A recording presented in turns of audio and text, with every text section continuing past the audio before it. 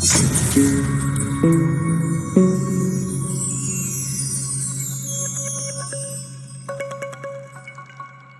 fatigué.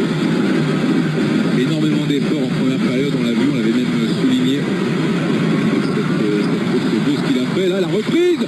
Oh, quel but! Oh, quel but! Vincent Aboubakar qui va donner juste avant le temps additionnel la coupe au Cameroun. La coupe d'Afrique des Nations 2017 est à eux. Au Cameroun, grâce à lui, Vincent Aboubakar, déjà sauveur contre le Sénégal avec le tir au but vainqueur. Bonjour, j'espère que vous allez tous très bien ce matin. Aujourd'hui, je voudrais parler du match de votre vie. Du match de votre vie. J'aime bien le football. Je n'ai rien contre les footballeurs. Donc je m'excuse déjà auprès de mes amis footballeurs qui vont voir cette vidéo. J'aime bien le foot, j'aime bien ce qu'ils font et ça donne beaucoup de plaisir. Mais alors, si les grandes vedettes du temps ou de maintenant tirent encore profit chaque jour du fruit de leur travail, comme Didier Drogba, Samuel Eto'o, Patrice Mboma, Roger Mila, Joseph-Antoine Bell, ils tirent encore profit de tout de ce qu'ils ont, François Ouambi, et tout le reste, et même très récemment encore tous ces jeunes qui ont gagné la Coupe d'Afrique au Gabon, ceux qui ont gagné la Coupe d'Afrique en Guinée équatoriale, bref, s'ils tirent encore profit de leur boulot, mais alors qu'en est-il des spectateurs que nous sommes, que vous êtes? Qu'en est-il de prendre parfois des heures, des jours à regarder le football sans se poser beaucoup de questions, à regarder ces footballeurs qui jouent, qui font leur job sur le terrain sans se poser beaucoup de questions. Parfois même on sacrifie le boulot pour les étudiants, on n'étudie pas, parfois on a un examen la veille, on est dans le football, on regarde. D'ailleurs, pour la petite histoire, vous savez comment mon professeur de français, le Charles Awaïsam, comment il parlait du football, et il disait ceci. Le football, c'est un groupe de 22 adultes qui se repartissent en 11-11 et qui décident de taper sur une boule de caoutchouc qui n'a rien fait de mal. Et ils frappent sur cette boule de caoutchouc pendant 45 minutes fois 2. Pourtant, tous sont assez matures et ils ont assez de moyens pour s'acheter chacun sa boule de caoutchouc et la garder pour lui tout seul. Mais ils décident de la frapper pendant 90 minutes et nous, comme des idiots, on est là, on regarde, on est fiers, on applaudit, on danse, on crie, on chante et tout ce qui va avec. Le football, le rugby, c'est très bien, mais je n'ai pas vu un pays qui a été développé au monde à cause du football.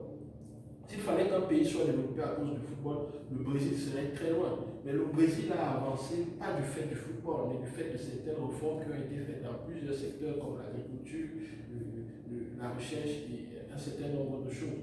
Donc, si également le football pouvait développer un pays, le Cameroun serait l'un des pays les plus développés d'Afrique. Mais nous voyons où nous sommes, quel que soit tout ce que ça donne. Et d'ailleurs, le football même nous a créé plus de problèmes que nous apporter des solutions. Ça nous a créé plus de problèmes parce que le football a généralement été utilisé au Cameroun pour endormir la population. Donc à chaque victoire, tout le monde se couche et il dort et on ne se concentre pas sur nos véritables problèmes. Et c'est comme ça que nos exploits de football ont contribué beaucoup plus à nous endormir qu'à nous sortir de la misère. Aujourd'hui, nous devons nous réveiller. Le football, oui, nous devons regarder le football, nous devons donner sa place au football, je ne refuse pas. C'est une activité comme toutes les autres, c'est une activité économique qui permet à des gens de faire vivre des familles et tout. Mais alors, il faut regarder ça avec du recul, car si ces joueurs réussissent à gagner leur vie et même au-delà avec des salaires faramineux, qu'en est-il de tous ceux qui crient et qui sortent dans la rue jusqu'à plusieurs années après? Qu'est-ce que le football, qu'est-ce que ces footballeurs-là vous offrent? Rien, c'est eux qui gagnent leur vie. Mais vous, êtes-vous sur la tête pour être juste des spectateurs, regarder les autres gagner leur vie? Non. Concentrez-vous, vous aussi, sur votre liberté financière. Ne regardez pas seulement le football, mais tirez, je ne sais pas, prenez appui ou alors prenez toute cette rage-là comme un modèle pour votre propre vie et foncez, car il y a aussi des spectateurs, il y a des gens qui regardent votre vie, tout comme vous regardez le football. Donnez-leur aussi un spectacle digne de ce nom en avançant vers votre liberté financière. Le salaire que vous avez aujourd'hui, ça ne suffit pas. Ça ne vous permettra pas d'avoir votre liberté financière. Créez des business en parallèle, créez des business rentables en parallèle. Aujourd'hui, c'est facile de le faire. C'est plus compliqué comme avant. Vous pouvez faire un site web, vous pouvez faire créer une activité. À côté, si vous avez des connaissances très poussées dans un domaine, vous pouvez devenir consultant, vous pouvez aider les gens à avancer dans ce domaine-là, vous pouvez avancer, vous pouvez gagner du temps, gagner du terrain. Oui, c'est bien, eux ils font leur boulot, mais toi, sache que tu es le principal joueur de ta vie. Tu es le principal joueur de ta vie. Si toi tu les regardes jouer et ils font bien, ils dribblent, ils marquent des buts, ils avancent, on crie, on est content et tout. Toi, qu'en es-tu des spectateurs de ta vie? Qu'est-ce qu'ils voient? Quel spectacle tu leur offres? Tu es le principal joueur de ta vie, tu es au centre de ta vie. Laisse ces footballeurs faire leur job, oui, mais concentre-toi sur ta vie, mon gars. Mets ta vie au centre. Le premier joueur de votre vie, c'est vous. Vous êtes en même temps le premier joueur de votre vie et peut-être même l'arbitre de votre vie, car c'est vous seul qui devez vous juger. Vous devez avoir des victoires sur votre vie. Vous devez marquer des buts, marquer des points. Et c'est pour ça que j'ai décidé qu'en 2020, je vais vous aider à marquer ces points-là. Je viens de très loin, de très loin. Je ne vais pas dire que j'ai marqué déjà beaucoup de buts dans ma vie, mais j'ai marqué quelques-uns et je voudrais partager ça avec vous centre. Ta liberté financière, tu dois en faire un projet important dès aujourd'hui. En 2020, tu dois te donner l'objectif d'avoir 20 sur 20 pour ta liberté financière. Tu dois commencer par des choses simples. D'ici la fin du mois, je vais d'ailleurs t'offrir un cadeau. Je vais t'offrir un livre, 5 étapes pour atteindre ta liberté financière. Je vais t'offrir ça gratuitement. Ça sera à télécharger sur mon site et dans cette chaîne. Mais sache que tu es au cœur de ta vie. Oui, je vais te dire un truc, mon gars.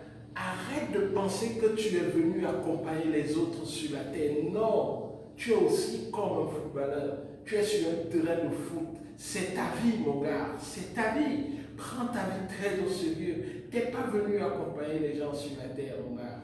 Tu es venu ici pour faire ta part.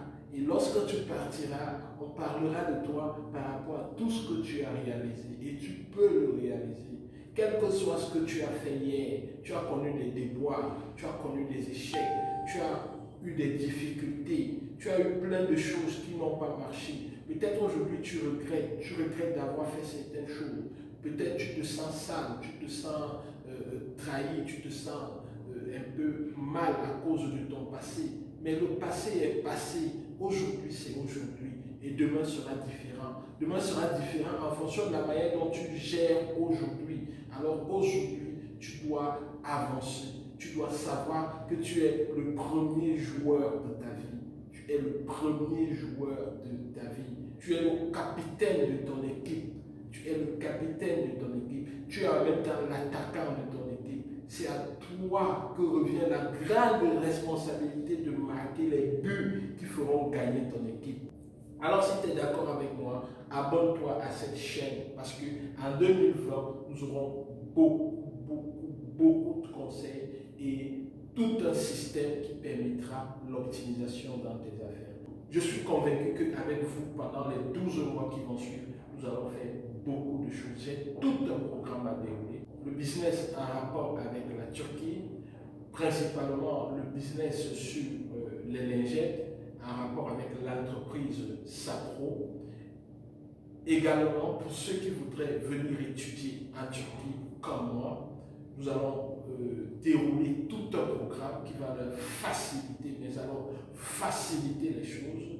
Pour ceux qui aimeraient obtenir des bourses d'études, nous avons décidé de nous étaler, non pas seulement nous limiter aux bourses turques, mais également de parler des opportunités de bourses ailleurs. J'aimerais qu'à la fin de l'année 2020, que plusieurs personnes fassent des témoignages par rapport rapport à où ils étaient en début 2020 et où ils sont en fin 2020 à cause de tout ce que nous aurons à partager ici. Merci d'avoir suivi cette vidéo.